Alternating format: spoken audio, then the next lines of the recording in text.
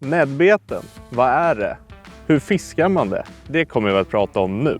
När jag fiskar med nädd, då gäller det att man tar ner farterna. Du ska skrapa händer på botten. Det här är alltså en statisk metod. Man kan nästan tänka att man metar fast man hela tiden flyttar masken skralt på botten hela tiden. Ett näddrag brukar oftast kunna ha en form som denna, som är en klassisk näddmask.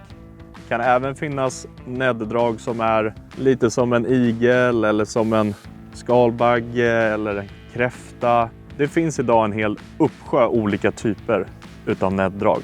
Det finns olika typer av material när det kommer till näddrag. Det finns de som har det klassiska gummit, inte så stretchvänligt. Sen finns det de gummorna som är i det här TPE eller high stretch. Som man kan dra ut jättelångt och släppa tills att det kommer tillbaks till sin vanliga form.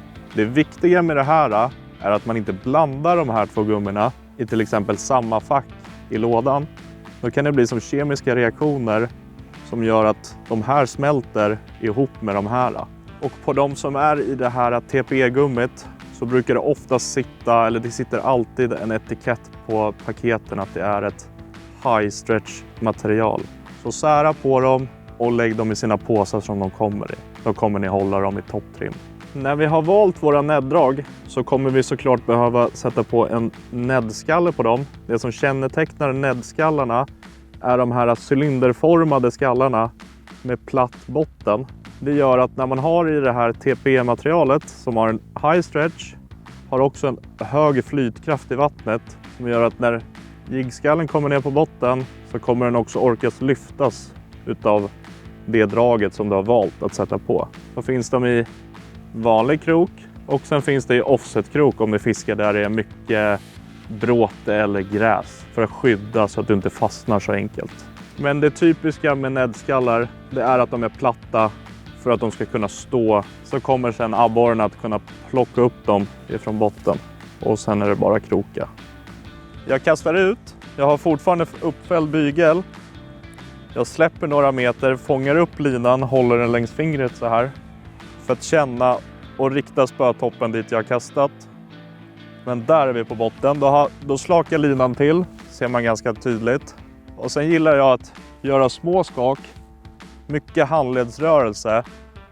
Och sen bara flytta veven samtidigt som jag skakar. Då får jag en rörelse på masken och den hela tiden håller bottenkontakt. Lite rörelse på veven, lite rörelse på harmen. Inte så hetsigt att man gör så här, för då blir det inget bra. Då kommer masken jättehögt upp i vattenmassan och har en ganska dålig rörelse där. Så ner på botten, små skak, små flytt med veven hela tiden. Och sen hela tiden att du känner att du har kontakt med botten. Utrustningen jag har valt när jag näddfiskar, det är en liten lättare kombo med lägre gram, liksom kastvikt på spöt.